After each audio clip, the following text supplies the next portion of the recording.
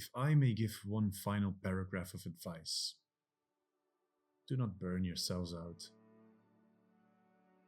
Be as I am, a reluctant enthusiast, part-time crusader, a half-hearted fanatic. Save the other half of yourselves and your lives for pleasure and adventure. It is not enough to fight for the land. It is even more important to enjoy it while you can, while it's still here.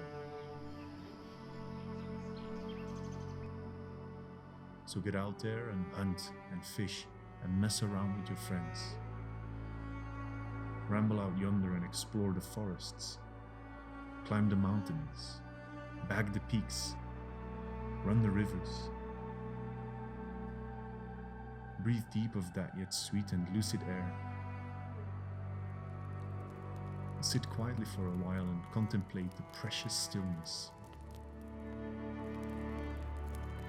Enjoy yourselves. Keep your brain in your head and your head firmly attached to the body active and alive.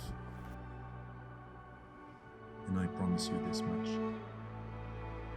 I promise you this one sweet victory over our enemies, over those desk-bound men and women with their hearts in a safe deposit box and their eyes hypnotized by desk calculators.